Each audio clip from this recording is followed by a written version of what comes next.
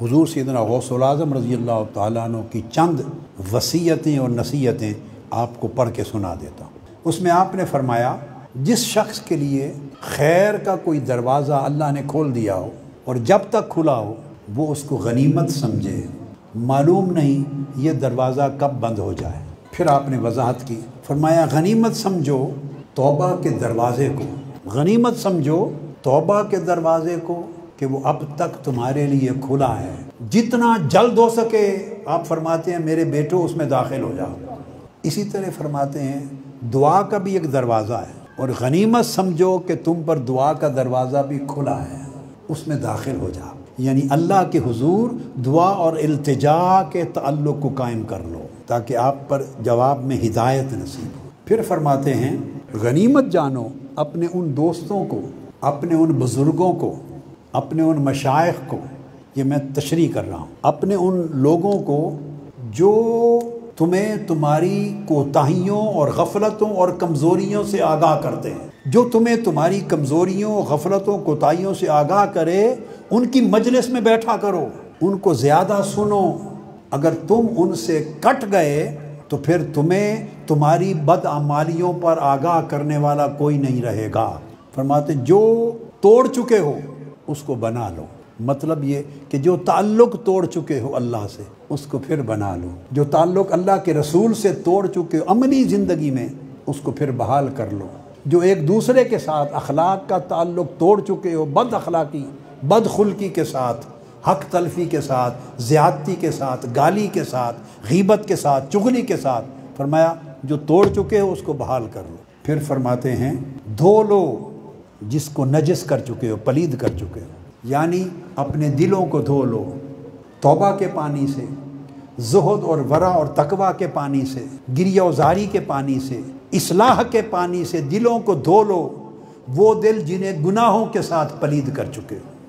اور فرماتے ہیں سنوار لو ان سب چیزوں کو جنہیں بگاڑ چکے ہو، اپنے اعمال کو بھی، اپنے احوال کو بھی، اپنے اخلاق کو سنوار لو اور لوٹا دو اسے ہر وہ چیز جس کی ناجائز طور پہ لے چکے ہو۔ اور فرمایا کہ اللہ سے جو فرار ہو گئے ہو اور بھاگ گئے ہو اللہ سے، تائب ہو کر اللہ کی طرف پلٹ جاؤ۔ آپ نے فرمایا بیٹے بیدار ہو جا، بیدار ہو جا غفلت کی نیند سے، ساتھ وضاحت کر رہا ہوں اپنے الفاظ، بیدار ہو جا، بولیے غفلت کی نیند سے قبل اس کے تمہیں قبر کی نیند سے بیدار کیا جائے۔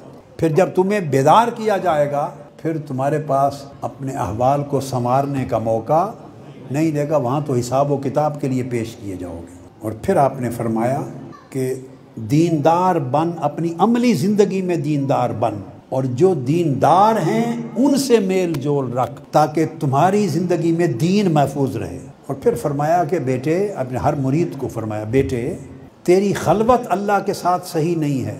کیا مطلب اس کا؟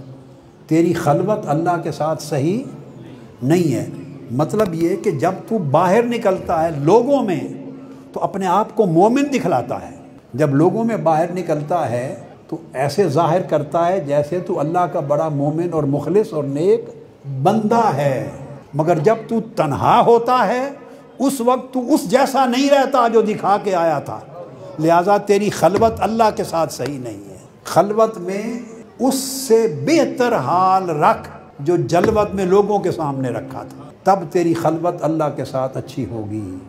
فرمایا پھر جب تیرا قلب، تیرا دل صاف ہو جائے گا، جب دل صاف ہو جائے گا برے خیالات سے، بری خواہشات سے، برے ارادوں سے، بری نیتوں سے، جب تیرا دل صاف ہو جائے گا تو جدھر دیکھے گا تجھے عبرت ملے گی، پھر تیری نگاہ سے، تیری سوچ سے، تیرے کانوں سے تجھے عبرت ملے گی، تیرا دل فکر بن جائے گا اور تیری روح اللہ کے ساتھ واصل ہو جائے گی، اللہ کے ساتھ جڑ جائے گی۔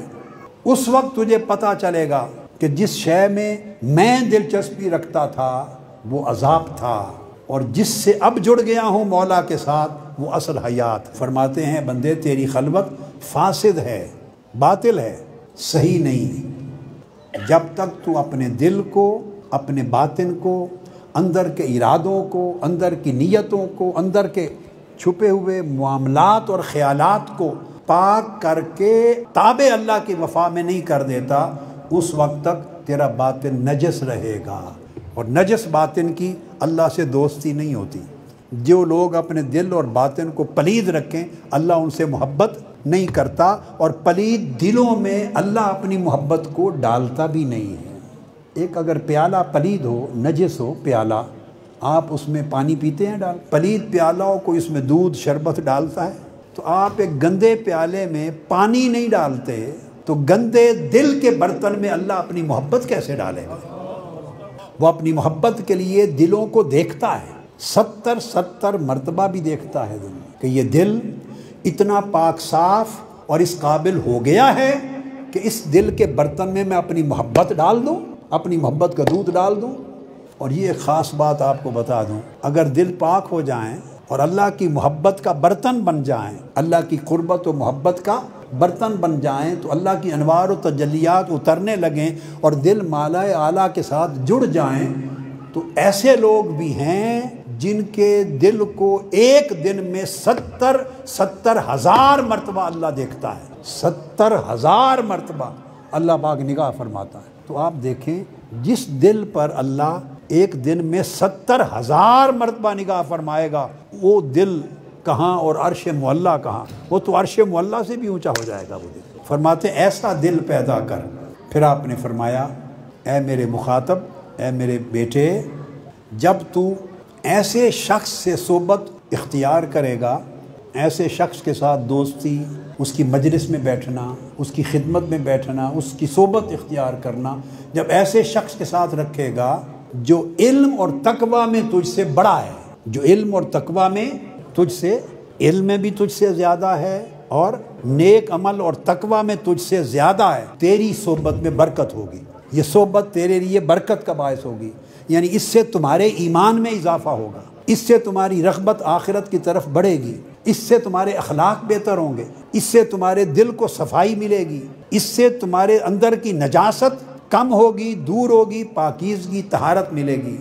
اگر اپنی صحبت اور دوستی اور سنگت رکھو گے ایسوں کے ساتھ یا کسی ایسے کے ساتھ جو علم اور تقوی پرہیزگاری میں تم سے بڑا ہے، تو تھوڑا سا تمہیں بھی کھینچ کر، بولیے، تھوڑا ایلیویٹ کرے گا، اوپر لے جائے گا۔ اور فرمایا جب تو ایسے کے ساتھ صحبت اختیار کرے گا، یہ بات بڑی عام ہے، جو عمر میں تو تم سے بڑا ہے، عمر میں تو بڑا ہے، مگر نہ اس کے پاس علم نافع ہے، نہ عمل صالح ہے، نہ تقوی ہے، اس کی صحبت تمہارے لیے منحوس ہوگی، اس کی صحبت تمہارے لیے منحوس ہوگی۔ جو خیر، نیکی، طاعت اور عبادت پہلے تھوڑی زیادہ تمہارے اندر ہے، وہ بھی ختم ہو جائے گی، کمزور ہو جائے گی، بچے کھچے دین کی قدر کو بھی وہ ختم کر دے گا۔ کیوں کہ وہ تمہیں رخصتوں کی طرف لے، چونکہ اس میں علم اور عمل نہیں ہے، یہ بات سمجھنے والی، چونکہ اس میں علم نہیں ہے، وہ کبھی زندگی میں آپ کو علم کی اہمیت کا درس نہیں دے سکتے۔ ایک